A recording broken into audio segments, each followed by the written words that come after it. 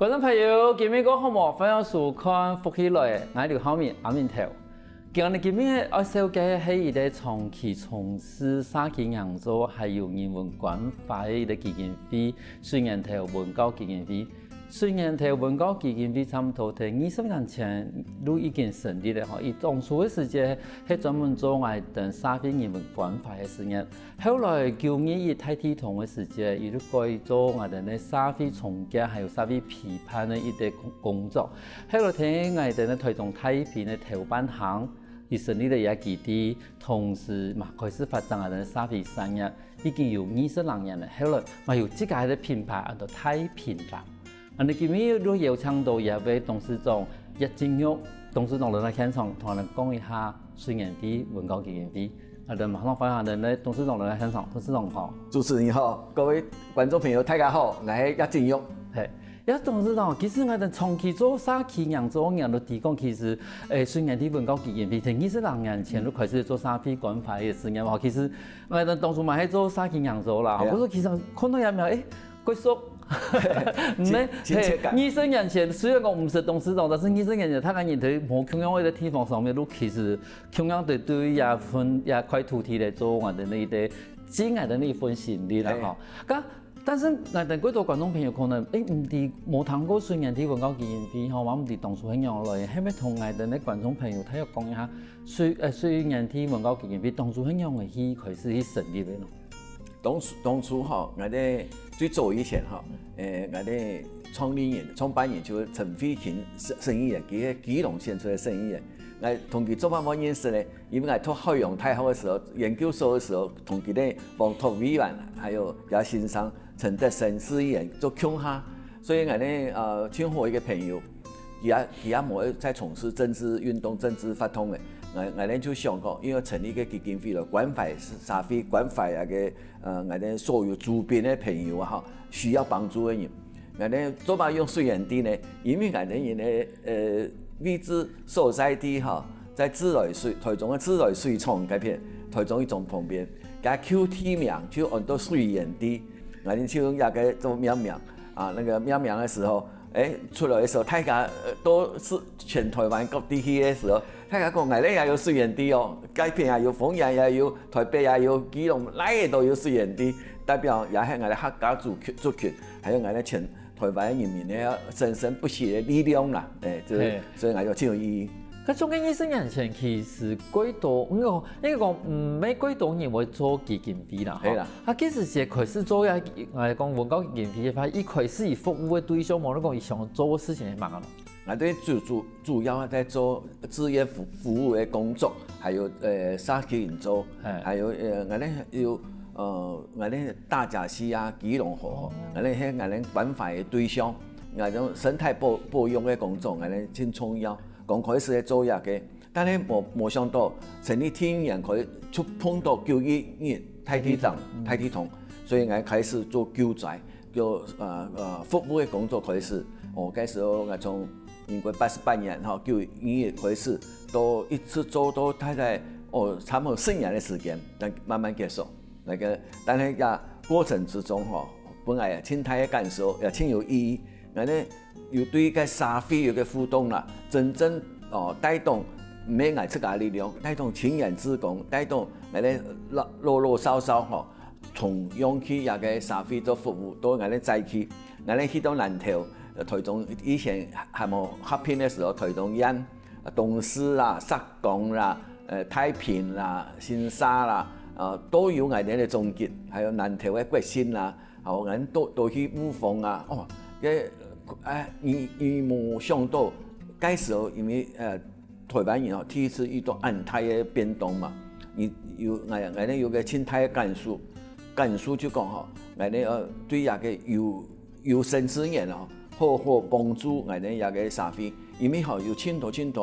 我哋想象唔到嘅事情會發生，但如果我哋唔做得用那個基金會來轉向真相嘅力量嘅話，我哋一個一生人就好像白來一趟那樣感覺，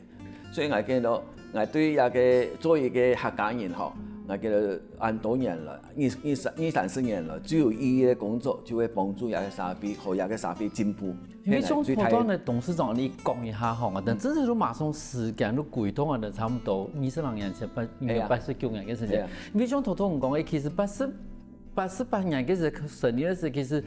嗰時喺多通嘅所謂沙田洋洲，其實多台灣的行起步嘅時間哈，差唔多25年前、30年前，嗰時佢從本遇到這個沙田啊，或者是洋洲，可是冇想到話，但後來讀到9年太啲同時間，因為台中都聽南台灣隔壁，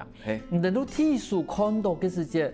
其實嘅9年太啲同時嘛，體數呢批我哋咧在一起，你咪同我哋觀眾朋友睇要講一下講，其實呢批在一起，雖然講台中唔係真實嘅我哋講正央啦，吼，但是其實台中嘅影響嘛幾大，因為其實我又嘛喺台中，我有朋友都同我講。哦，我見到吼，坐喺我嘅房間啦，吼，可以看得到日光呢，因為佢屋嘅壁啊，都立起嚟，伊都坐喺屋嘅地方，伊都可以看得到外面嘅日光。嗰時你咪同我哋觀眾朋友講一下，講其實你去看到天嘅嘅感覺係乜？我哋在91年吼，當年吼，我哋就號召青年志工吼，青年朋友都該在一起去服務。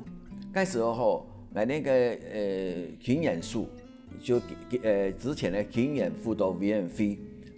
同我哋就致聽我，拜託我啦，也未致聽啦，拜託我講吼，後面做一個聯絡站，青年志工做得好，都也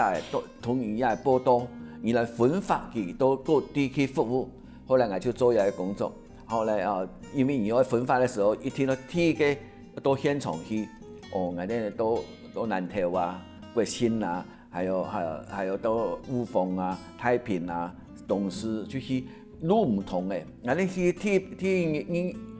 音樂的時候，哈，路唔同。用辦呢，我哋吼聯絡，天發也嗰時候大哥大也唔方便，也聯絡唔到人，冇辦法，想辦法徒步吼，我哋本身有青年志工，雖然啲基金會，我就拜託大家。安全的範圍之內，去看家裡情況樣辦，回報本來的人，我哋全國各地來的青年朋友，佢將有講冇乜危險的時候去做服務工作。我記得吼，對我印象最深的乜事情對冇？就是我哋有很多青年朋友到了現場的時候，滿腔熱忱，我哋我聽到幫助災民，因為可憐嘛，嗰時候。區公所，嗰時候鄉公所，佢前輩吼，所有罹難者遺體都放在區公所、鄉公所嘅旁邊。哎呀，係真令人心酸。嗱，你青年朋友吼，真有熱情，但係因為嗰時候姿勢唔拉，佢到天線嘅時候，國軍嘛都在救災，佢哋人要去哦，唔知佢要去，結果佢愛去救人，結果。出來的時候，就該有一個救出來的人吼，有啲無手無腳無頭嘅，佢哋當場昏倒下去啊！因為吼太可怕，佢冇看講哎有場面，後來就規定青年朋友吼，你做聽一線的工作，因為你完全冇訓練的時候，去救災，一聽吼本應該自作困擾，你本來要去救人家，變成人家要去救你，因為吼呀場面太震撼了。所以我哋後來就開始的時候，過了一段時間就開始訓練青年朋友，沙田營州以外，志願服務以外，你要有專業的訓練，唔做得呢莽莽撞撞跑去，按樣法對一個社會對一個未來事件才有幫助。按樣訓練挺好，但民國南部98年的時候。一發生88水災，佢哋睇下就清有秩序，知道樣辦按部就班去做一樣嘅事情。我哋基金會吼88水災時也係第一時間，我哋就發動青年志工到屏東啊，到高雄啊，來唔敢講救災啦，就服務災民佢哋打掃啊，佢哋做得體力工作做得真正要去。第一線的工作係喺國軍去做，佢哋然後冇一個辦法，但係我哋已經有訓練過嘅，知道按樣辦行動，才會不會製造迫殺的困擾，那個挺有意義。那救災是其次啦，救災結束完以後，我们在太平投片科，我们就在地生根，投片看嘛。那你介绍一个地方，真有名，就 people 真有名的，在地生根。做嘛我要做社区产业同大家介紹一下，因為沙期人做後教嘛，大家發通嘛，大家通起來，但係也嘅冇辦法就業啊，大家要工作，因為在民或者一般的民眾最重要係工作，有工作本身當然最重要嘅，所以我在發展社區產業出來。其實董事長嘛已經把我哋今日最重要要講嘅東西講出來講，沙期嘅批判，還有我哋嘅沙期產業嘅重建。因為其實重建嘅過程其實幾長，第一把我哋現狀整理去第一步，但是讓我讓大家人有工作做，可以生活得下去。沙期產業嘅重建其實幾重要。喺倫敦我做乜我先到台中嘅太平嘅投辦台來做一個事情咯。因為我喺平鎮營，中立平鎮營，我14時候，我哋就搬到太平。搬到太平嘅時候，就對一個狀態。我哋個地方最有名嘅就 people 東。但係我哋救災嘅時候，轉去嘅時候，才發現我哋 people 冇得咧。我哋講，哎呦，做乜會冇得咧呢？感覺真奇怪。因為以前最有名台灣不只是台中台灣最有名嘅景點冇幾個嘛。people 東同台中公園係其中之一啦。因為佢生態保育冇做好啊。嗰時對 people 冇得計啦生態保育我青島人反播嘅觀念冇，我去嚇 people。我這個 people 東裡面，我用沖天炮嚟嚇佢。你看，佢種用辦法有可能存在嘅地方呢。好，今日談故事我哋下一堂嚟講。好啊。因為其實我感覺到people 係咪幫我哋提同合作，結果唔明。休息下我哋下我哋冇地講，到底 people 當地嘅做乜嘅冇 people 係來而形容嘅。休息下我哋馬上過來。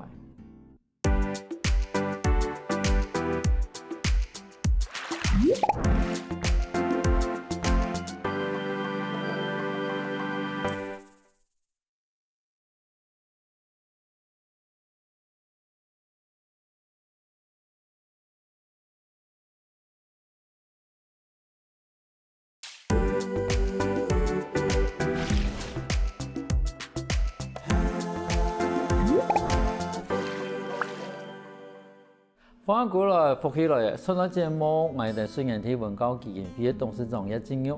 董事長同我哋講，當初係樣去成立水源體文教基金會嘅。因為想問下，因為頭故事講到一半啦，係啊，佢逼迫嘅通，做乜冇逼迫？因為乜嘢講呢？結果係做乜我冇逼迫？因為大家開始對環境保護嘅觀念個冇啊。你講青島人這到 people 當地要去要嚇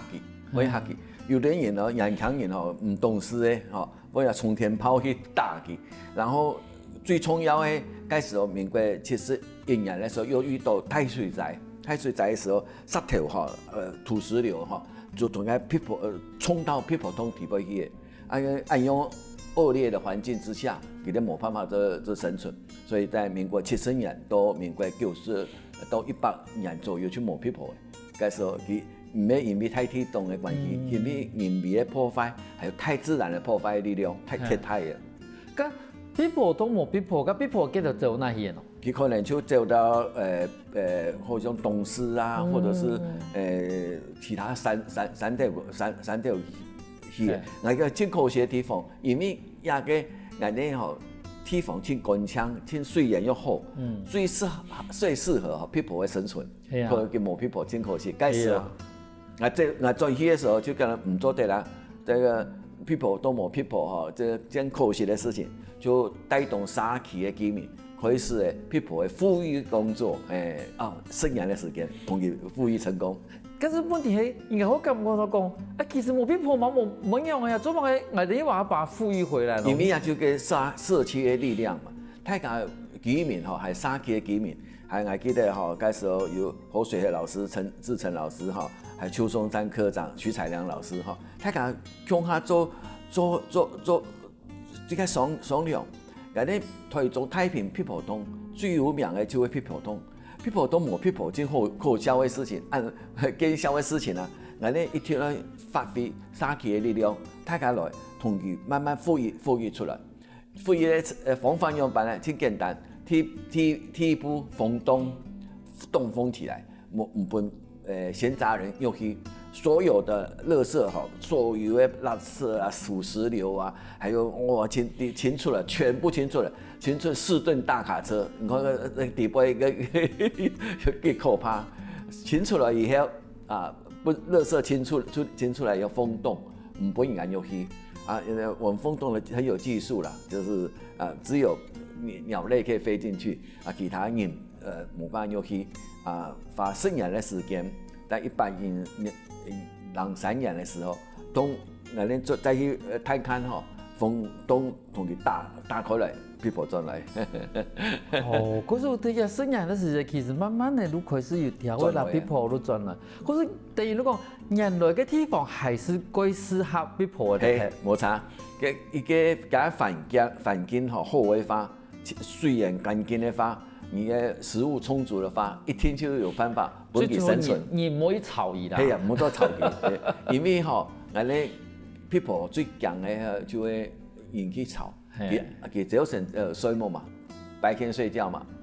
暗半夜得逼出來覓食，所以你時條唔好去炒佢。其實吼，我哋必破聽我哋嘅自然生態界地方，其實係個歸創業嘅一啲階層啦。雖然我哋人佢講咁多必破嘅有我哋決定講，但是其實必破有時以為把個蟲，因為是蟲嘅嘛。其實對於我哋嘅農民來講嘅話，其實必破係歸創業嘅一啲生活，同時也會有時學嘅事啊。其實我有時會幫我哋嘅土壤會做一些改革。咁像我哋。這個公處很容易去說服，容易同人哋撒錢人講，哎呀，件事情其實佢重要，因為呢種東西講人講咯，嗰種這個你係做好誒，你冇辦法變得觀光區啊，懂冇？啊，你要很撒錢人講，他人講下做一件事情。因為吼，係咧經濟效益，我聽講吼，如果單純的富裕吼，如果你冇同個經濟效益做結合，冇用。我講個故事俾你聽，我在台中太平讀書的時候，吼，我哋常常去個people洞聊，佢哋鄉親父老就講嘛，佢哋然後得個賣蠟燭，你嘛賣蠟燭，一間人咯，民國50-60年左右吼，賣個蠟燭，因為我哋去 people 洞的時候，嗰時候數電筒可能唔方便咁用辦，賣蠟燭的話真受歡迎，賣蠟燭的小販哦。一間也做2000多塊錢，民國60年2000多塊錢，真強人咧。一個老師的薪水到700-800塊錢，單吼，佢做到2000塊錢，賣東西嘅真發達。如果冇 people 啊，冇一個觀光嘅誘因啊，就冇經濟收入來源嘛。我就同大家講，咱咧見主要目的唔係向觀光客來也炒佢，而且。把我哋必破洞嘅特色吼重新復甦起來，按用說服佢，哎呀，大家都有生意做啊！你看咧附近按多嘅店嘅有酒莊啊、蜂蜜茶廠啊，係冇？還有賣小販嘅青島啊，佢哋都喺必破洞前輩，慢慢咧佢哋有生意做嘅話，對鄉親父老吼係一個親態嘅幫助哦，你嘅要按用來說服佢。係，而且冇唔錯，其實吼。人我會讀東西，如果哎呀東西係咪對伊啲人嚟講，佢自然咧，佢保護自然嘅地方來嘅。嗰就譬如講，人講我有話老鷹紅豆，你譬如講係冇用落葉劑嘅紅豆，安尼發嘅條嘅色嚟嘅攞出嚟嘛唔會死係。嗰種人講因為講，人哋一塊天係冇用落葉劑，但是咁種一出得風頭嘅，咁我覺得安全。嗰種就像頭先我哋董事長講嘅，其實我感覺講，哎呀要撒氣可以幫。必破農業咪係，表示講嘢沙其實佢重視嘢嘅環境，係嗰所以買東西啦，生產出來嘅東西，然後因為講，有啲等於講必破等做保證啦，好，等做一啲保證講，哎呀，入邊地方會搶哦，好，還有同時都講，我哋今日一路喺動業，因為講，生態係一種好嘅觀光，唔係講我哋去看必破嘅，係講而家入邊沙其係用必破嘅做成一啲入邊。安尼讲商招标，牌招牌，或者像我哋南部嘛有啊，你专门看见到苗条条啊，係啊，好像有條沙橋，你講我哋裡面看得到苗條條哦，嚇，睇得到苗條條上哦，係啊，你嗰邊看得到壁鋪，變成講生態嘛變成一定係同沙橋嘅特色嘅一個招牌，係，咁後來。壁鋪過去，壁鋪當然好，沙溪嘅民眾，伊即個感覺點樣？真歡喜，睇下尤其台中市政府又建了一個百福橋，有個吊橋對嘛？原來以前有個吊橋廢鐵咧，今年台中市政府就本來咧做一個吊橋步道，係咪？個吊橋步道大家除了來也看壁鋪以外，還做咧運動。健行，大家真歡喜。那個所有的商機那個商機都進來嘅，真多人來也運動嘅程度，佢冇聽到來看人壁鋪，一個百福橋對個好。行個吊橋真有意思。我韓細嘅時候以前就行過我哋客家中去度吊橋嘛，但係我哋吊橋感覺真危險，搖搖晃晃一般，夾個木板都已經扭起嚟我驚死嘅，風仔一來，水仔一來，馬上打斷起嚟。佢我哋做一個用，雖然係一個吊橋但係鋼筋水嚟嘅支撐嘅，真安全嘅。那個大家行起來真有意思，但做起一個吊橋反而唔敢行，危險有點危險。而且好多董事長講，原來百福橋係百福橋，人可能因為對華人來講啊，蝙蝠路同福氣嘅福啊，同樣都係百福橋嘅意思啦。嗰個對於嗰度人來講，我話行一條路，冇咁我都得到幾多嘅福氣來幫助。嗰種唔知個本人講，一開始都用我哋咧觀光嚟做，呢個生態嚟做伊啲沙溪嘅伊啲地方。咁同時我哋嘛啲講唔係做藍染嘛，嚇藍染。幾時是做嘛？我想到藍染也會沙溪嘅產染。因為我即個一個基金會我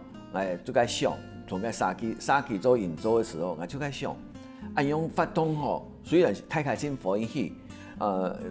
所有嘅做起來也真有成就感，但係我哋沙溪鄉親父老兄弟姊妹要愛嘅工作啊，你大家按我哋按鄉下地方，按一樣嘅客家莊，如果冇一個工作俾大家做，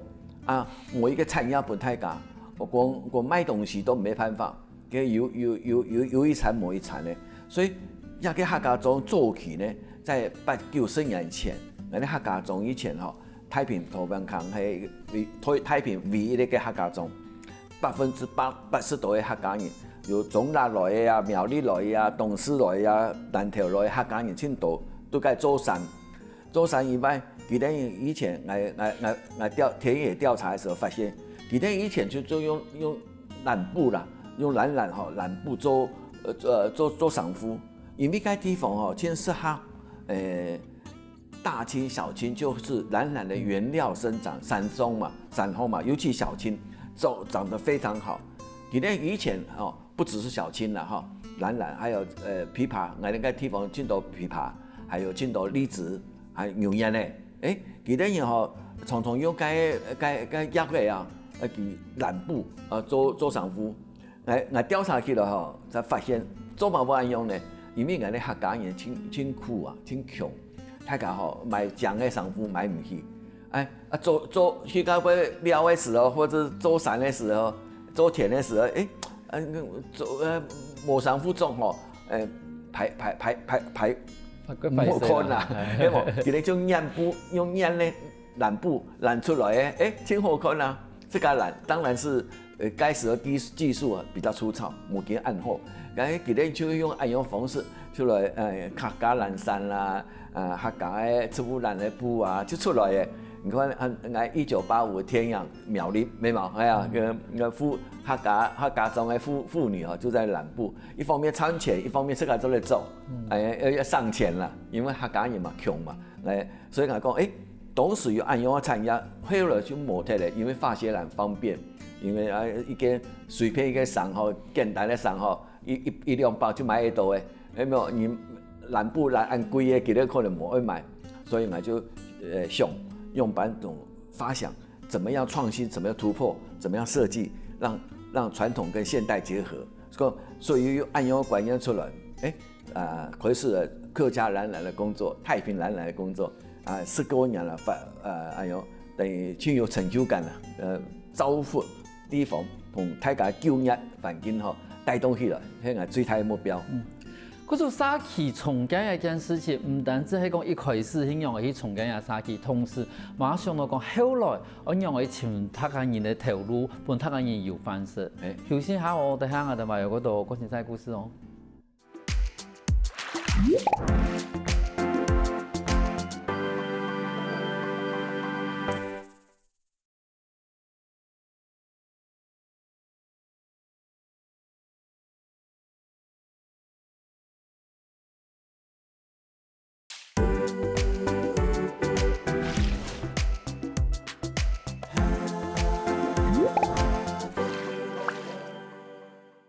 翻過來復起來嘅，上到節目，我哋雖然睇文教基金會葉董事長同人講，佢哋台中發展我哋嘅沙期產業，還有我哋沙期批判嘅一個過程。我想請問一下喎，因為其實我哋提供得到幾多獎嘛？譬如講我哋行政院嘅國家永續發展獎，當初係用去報名，幾時節用個評判嘅過程係用嘅咯？我哋在得到行政院嘅國家永續發展獎之前有得到環保署嘅105年環保署嘅國家環境教育獎。我哋得到環境教育獎嘅最大原因就係批埔東復育成功，然後帶動嘅沙期嘅發展，生態保育嘅工作，我哋有個三門坑溪，我哋溪流嘅保護也挺有成就。那以下嘅做基礎呢，後來行政院就有一個永續發展獎嘅甄選，我哋就講鄉親父老，還有我哋出界朋友大家老師生態老師，我哋講我哋做啲報名嘅獎啊，我哋也做嚟試試看啊，咁啊，嘅評審嘅時候挺嚴格咯。哇！我冇想到今日來嘅評審委員，行政院來嘅評審委員，15個，我冇看過按度嘅評審委員，每一個都有問題。陣容浩大。我記得我該擺評審很慎重，第一擺記得好像來嘅700個，跟人數唔啦，再來一擺有10幾個，來再看第一擺，評審委員給最高肯定，講對一個基金會。對一個沙期按樣嘅奮鬥，按樣努力，20年唔斷哦。從叫你太提升以後，我哋就開始駐點，駐嘅個地點對個長隆路批埔東旁邊，就開始20年嘅工作。講復育一個批埔，除了生態保育工作，發揮沙期產業，按樣一個永續發展，係我哋行政院需要一個標杆，所以按樣。獲得所有評審委員嘅肯定，挺光榮。等於你講，其實是唔單止講對我哋咧生態保育開始啦，嚇。做生態保育嘅開始，慢慢地帶動我哋沙期嘅發展。好，同時要把沙期嘅我哋以前嘅產業一直保留下來，變成一個沙期嘅特色。好，同時把我哋沙期嘅經濟嘅問題嘛，多少少嘛去解決。嗰種等於講20人批判一個沙期來講嘅話，其實係一件冇簡單嘅事情，因為如果當然我認為講我哋喺咩入邊聽書，係咧係到偏地方去聽書，冇如果日走嘅走，但對人來講嘅話，其實對一個沙期，嗱你睇一篇我哋講。駐點了20年哈，我哋睇下邊20人其實真係冇簡單。同時我哋馬地哥其實喺人才培育嘅部分嘛，其實嘛傾心傾力。對，我哋不止係對國永續發展環境保育，我哋對人才嘅培養特別注重。我哋在1806年嘅時候因為人才發展本嘅台灣嘅標杆團體就得到勞動部嘅國家人才發展獎，1806年，咁還冇乜重要哦。去年咧，114年，我哋第一擺打破紀錄，第一擺又得到勞動部嘅國家人才發展獎。佢講不斷嘅求評審委員本來咧評語就講，不但求進步，不斷嘅帶動沙期嘅發展，不但向前行，一個真正台灣一個標杆嘅團體，哎呦。係啊，其实头个董事长有讲到讲人才的培育係一個最重要的事情，但是其實人才的培育係該花錢的事情。係啊。可是有些遇到因為講，有啲人會因為講唔會培養人才，所以有啲人才培養係可能會走係啦，咁唔係很容易想一件事情。但係就會一個待用吼，本佢一個合理啦。所以講，我哋人才出來的時候，我哋唔敢講係最好，本佢嘅待用係最好，但係每一年都會加薪。對個在佢哋嘅表現咧挺好嘅時候，一個基金會一個社區產業唔簡單咯。我哋咩企業嘛，係嘛？我哋會提撥我們一定比例的盈餘哈，做給他獎金，做給他本佢有一個。永續能夠在這裡工作的一個基礎啦，因為係點嘛？如果大家都一片工作，食唔飽，做唔落，係冇，佢哋唔會長期做下去啊。所以你培養人才主要目的係加技術好嘅、產品好嘅、設計好嘅，我哋就做啲同樣嘅產品推銷出去，推到全世界去。咁即個唔好講講，也將人學會嘅，以即個開另外嘅品牌來團隊打啊。你放心，營運用班，我哋訓練班以後吼，我哋全省各地哦都可以訓練班，佢哋要從講師費啊，佢哋從助教費、從材料費啊，都佢哋來充，佢哋吼冇一個按好嘅機會都得像我哋一樣，因為我哋得到國家人才發展獎，我哋只要開懶班，一天都千多個縣市政府也好，各地嘅民間團體吼，就十分歡迎。佢哋有不斷地開訓練班以外，我哋輸入嘅話，佢哋就自家就增加千多啊。對佢哋來講，有時候我講實在，外快吼比薪水還佫多，用嘅冇借，我冇嘢。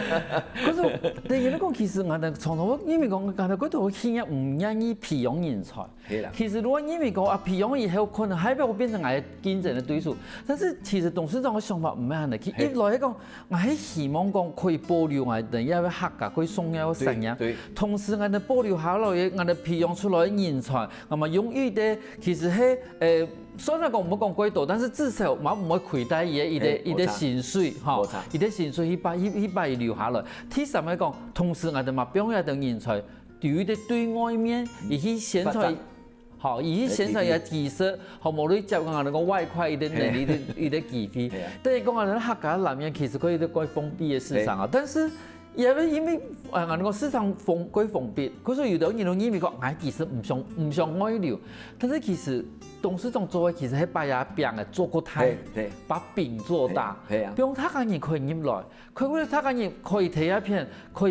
以因為這個興趣嘛可以學這個。係，唔講吼，我哋吼按用嘅產品吼都不斷都世界各地發揚光大。你看中友百貨。松菸的誠品百貨，台南的林百貨，還有那個保利百貨，台北的保利百貨、貴婦百貨，還有那個收購百貨，統統賣我哋產品。對我哋產品供不應求啊，就大家親疏繁養。所以講在這個情況之下，早期哈懶哈冇辦法上到這麼高階段的百貨公司，我哋打破這樣傳統，同大家哈我哋產業哈直接往上走。讓消費者喜歡我們的東西你喜歡的給買，對我哋產業就有幫助嘛。所以人才很重要啊！如果你設計出來的東西、賣出來的東西、做出來的東西，應該唔輸繁養，人家嘅產業就冇希望。所以我講培養人才，相輔相成啦。你冇人才，這個蒙着頭哈，隨便亂做。當然冇市場，當然冇銷路啊！你講係冇？但你講其實我董事長做董事長以前係教書嘅哈，教書現在。其實頭都一直講我哋講教育人才一件事情嘅時候，我都會想講，也係咪同董事長以前教書也係使命感有關係？係，我對台中科技大學做講師嘛，但之前哈，那個做補教界的名師。我叫做金魚老師，我教數學教清好，親疏繁養。但係在教書的過程裡面，我就想，我除了賺錢以外，還要對社會做個有意義的事情。所以我在基金会里面寻找我的目标跟方向，带动亚个社区的发展，带动亚个产业发展，也带动我的客家庄的进步。我觉得真有一个使命感，也真有一个意义的事情，对我心中永远放在铁点的地方。因为我回到我的节目一开始的时候，当初我的那虽然你文教基金会的成立的时候，其实係在做我的沙期研究嘛，同時我的我的生態管法，佢頭多一開始就講到我的太甲牌嘅生態管法，而家我也聽住來做嘛。有大甲溪啦，还有那个石门坑溪啦，这个长期的关怀是很重要。你看看尤其更深入的时候，你会发现人类如果不去爱护那个环境的话，环境会反扑啊。你看居住风灾、水灾都是因为溪流的反扑。所以来讲有一个如果我还有机会，还有做的作为法，我一天还要把安用的工作继续发扬下去，继续做下去，同我哋台灣的生態環境也好，溪流也好，高山也好。都做得同佢哋保護得好起來。其實講到而家，我都發現到講，其實我哋呢雖然啲文教基金會做嘅事情實在幾多呢我說請問你而家多少有一多工作人員，因為可能要做搶人人才嘅培育啦，因為呢係用我哋太平南嘅也要品牌啦，係用我哋呢生態保育啦，你而家工作人員有多？台灣印色人啥？印色人啥工作人員？嗰個時候其實平常會開始會睇呢？真睇，所以講我哋社區產業最大目的就希望自給自足，我哋想辦法說我們的營收起來，我們就不用靠任何人，我唔是靠政府，也唔是靠披薩，唔是靠人家捐款，我哋自家就做的營業，我覺得是很有意義的工作。我認為台灣的非營利組織。如果將來按樣發展的話，乜都唔驚，你唔是靠賣啥免稅，也唔是拜託賣啥，也唔是求賣啥，那你自家就做得啦，那你這樣活得很有自尊，也活得很有意義，而且工作人也很光榮，按樣。同時對於我哋沙期，我哋沙飛嘛，要幾睇嘅技術，正向的發展啦。26年前，雖然啲文教基金會雖然係因為沙期釀莊人開始，但是讀到9年亦太啲同嘅時間，伊開始做我哋嘅沙期重建，同時把我哋嘅沙期產業發展到一個極致。嗰種嘢一路向，其實我哋葉董事長嘛同人講，其實我哋沙期佢仲可以一家學一家，一條路唔單止係個有尊嚴，同時伊嘛做過通。今個感謝我哋葉董事長嚟到現場度分享按精彩故事。多謝主持人，多謝大家。休息一下喎，等聽下咱先生來運動哦。